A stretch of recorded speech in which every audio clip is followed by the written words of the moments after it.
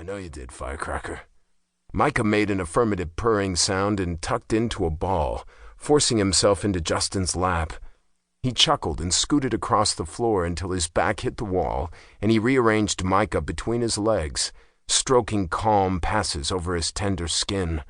A muffled shout from the corner drew his attention, and he looked to the side, finding Landon with Gregory's hand across his mouth, his cock shooting ribbons of cum into the air while Gregory fucked him from behind. Landon's nipples were decorated with clamps, and when Gregory reached up and twisted his finger through the sturdy chain, Justin directed his attention back to Micah. Another smothered cry filled the room, then Gregory groaned. Micah laughed quietly in his lap, and Justin pinched him just under the armpit. "Did you want clamps next time?" he asked, a hint of warning, but also a tease in his voice. "If it pleases you," Micah answered, rolling over and stretching himself out. God, he was handsome, with a collar around his neck and cum splatters across his chest. Micah was everything Justin had wanted for his entire life made flesh. He loved Justin and hurt for him with equal pleasure. "Good answer." Justin shifted out from underneath Micah, resting his head on the rug. "Let me go get you some water." Micah smiled and closed his eyes. Justin tucked his cock back into his pants, leaving them loose, and padded into Gregory's kitchen, rummaging through the refrigerator for a bottle of water. He found one in the back and snatched it victoriously. Twisting the cap, he turned and saw Gregory pouring water into a glass from the kitchen sink. "I didn't even think I had any bottles left," Gregory told him, turning the tap off. "It's a level of preparedness I don't expect from you," Justin admitted, taking a quick drink for himself. He glanced at his watch. It was nearly 2 in the morning. "So much for meeting here than going to Rapture." Gregory laughed. "I think everything turned out okay. Besides, it's proven to be quite enlightening to me, the way Landon likes to watch." "Or be watched," Justin countered, remembering a few weeks prior when Gregory had invited them all over, then defiled Landon on top of his coffee table.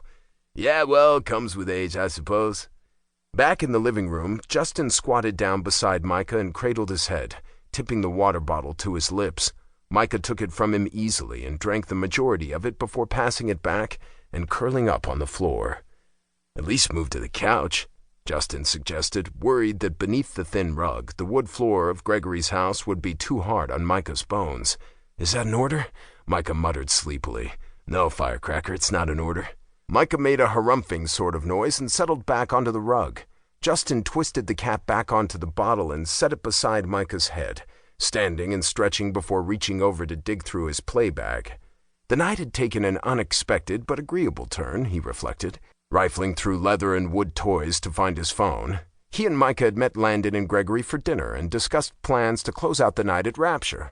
But as was the case lately, Micah had been somewhat unruly, testing Justin's commitment to mastering him, and that was how Justin had ended up with a stripped and trussed Micah hanging in Gregory's living room, begging to get fucked. Justin sighed, finally wrapping his fingers around his phone. He pressed the screen and nothing happened. He tapped it again, pushing the home button on the side, and still nothing. He shoved his hand back in the bag, digging for his charger, which he plugged into the wall before sliding down to sit beside Micah, who appeared to be asleep. This was the Micah he knew, the one who yielded with little question and took what he was given.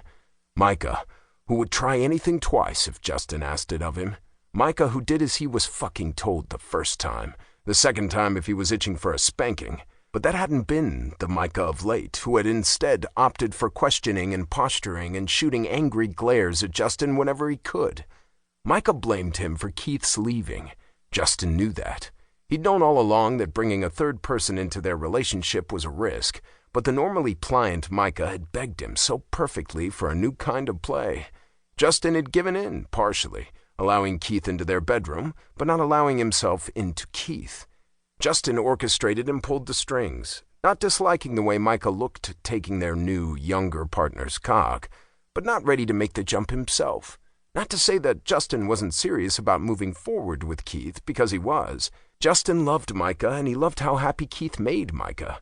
He loved how eager Keith was, whether it was sitting on the ground facing away while Justin engaged with their friends, or bringing him water so he didn't have to get out of bed, or even choking Micah with his cock so Justin could watch his husband cry. Keith had accepted everything Justin had put on the table, except the